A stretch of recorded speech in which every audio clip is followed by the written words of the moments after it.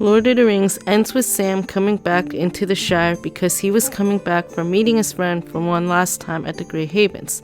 Logically, this type of ending seemed to make the most sense. There are many reasons why Tolkien decided to have this ending, and it has led some to wonder if it was saying anything about who the main character is. However, in my opinion, it does not seem to immediately tell anything about the main character or story arc, as Sam's ending also seems to be similar to Merry and Pippin as well, and intentionally so.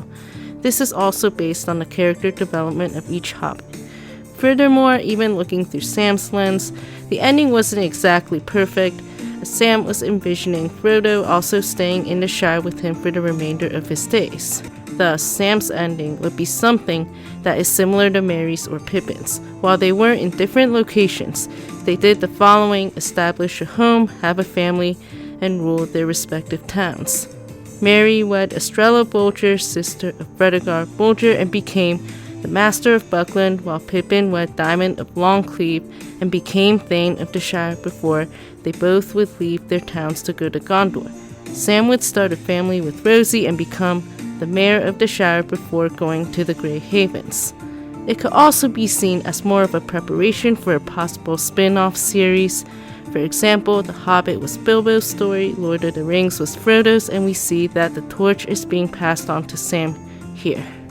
While it is not certain, it can be implied that he had this in mind when writing the ending. This is not because Lord of the Rings is about Sam, but also that a possible epilogue or the appendices that followed could have been about Sam. Finally, Tolkien may have thought that the traditional happy ending suited Sam better based on his background and similarities with Bilbo. Sam is the most closely drawn character, the successor to Bilbo of the first book, The Genuine Hobbit. Frodo is not so interesting because he has to be high-minded and has, as it were, a vocation. The vocation would presumably be to be the ring bearer, in addition to the adventuring and devotion to the elves. The book will probably end up with Sam.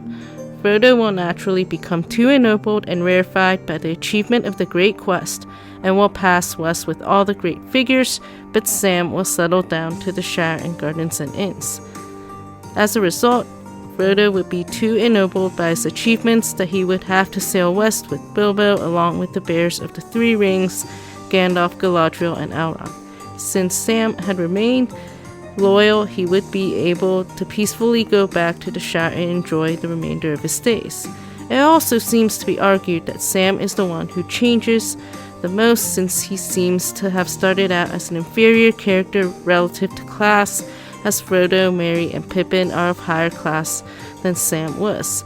Starting out as cocksure and deep down a little conceited, this conceit would later be transformed by his devotion to Frodo, and Sam is a more representative hobbit than any others that we have to see much of, and he has consequently a stronger ingredient of that quality, a readiness to measure and sum up all things from a limited experience, largely enshrined in centennial traditional wisdom.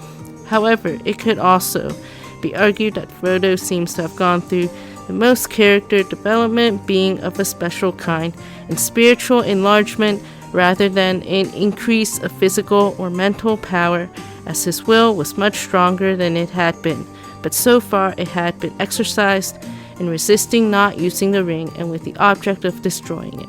He needed time, much time, before he could control the ring, before it could control him, before his will and arrogance could grow to a stature in which he could dominate other major hostile wills.